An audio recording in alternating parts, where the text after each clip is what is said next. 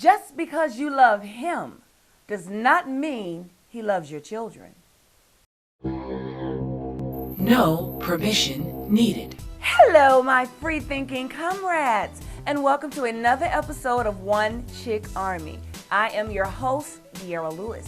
So, for the umpteenth time, I see a story on the news where a man is arrested for beating his girlfriend's child to death. Not only is this sad because it has happened too many times, it pisses me off. So ladies, I'm going to say this very, very bluntly, but with a lot of love. First, stop moving these men into your house who you just met like 2 damn weeks ago. And second, stop letting these men who you have not properly vetted suddenly start playing daddy to your children. I get it. You want a family. And if that child's father is absent, you want a male figure in his or her life. You want to be loved. And there is no shame in any of that. But what is disturbing is when these men start showing signs that they may be a little crazy and deranged, and you look the other way. What is disturbing is when they start showing signs of jealousy and hostility towards your children, directly or indirectly, and demanding that you choose, and you look the other way. And what is the worst is when you allow them to lay hands on your children and punish them for being children. Now, I've seen this shit firsthand, and one of the main arguments that I hear is, he is the man of the house, and my children are going to have to learn to respect him.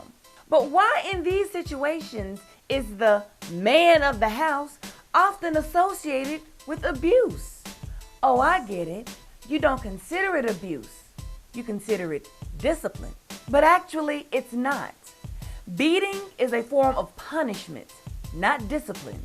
And yes, they are two different things. Punishment is to inflict pain. Discipline is to guide and teach. So let me ask you, what can a child do so bad that warrants a beating to the point that a part of his skull gets chipped off? Like what happened to the little boy in Chicago.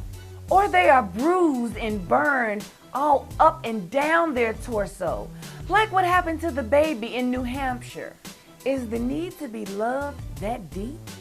And even if it is, there are other ways to get it instead of selling your children out. You are their protector, their first line of defense. And I'm not saying this to try to bust anybody's chops, but more of a call to action to wake up, to step up.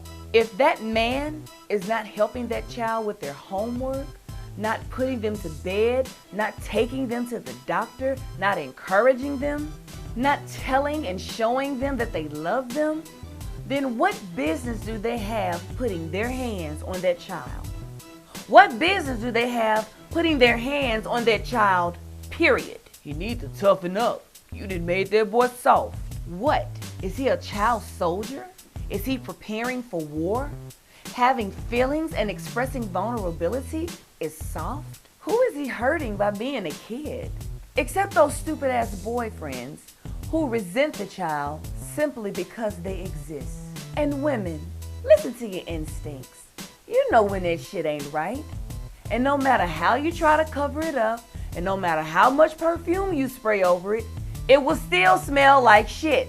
The consequences of that type of abuse is monumental. The child will often grow up not trusting you, even resenting you, and may even become abusers themselves, provided they live long enough and not get beat to death. Stop putting these men before your children. Stop allowing these strays to come into your home and poison it. There are good men out there who understand that love expands. They will treat you and your children with love, kindness, and dignity. And they will never directly or indirectly ask you to choose. And that's all I have to say about that. Now it's time to chat. Topic question: why do you believe this keeps happening? And what can we do to reduce the cases of children being abused and killed by spouses and boyfriends? I want to know your thoughts, so post below. And you can chat with me on Instagram, Facebook, Twitter, and my website, onechickarmy.com. Be sure you visit it because I always add some extra stuff that you don't necessarily see on my YouTube channel. And speaking of my YouTube channel, be sure to subscribe. Click the button below. That's how we stay in touch, and that's how you never miss a post.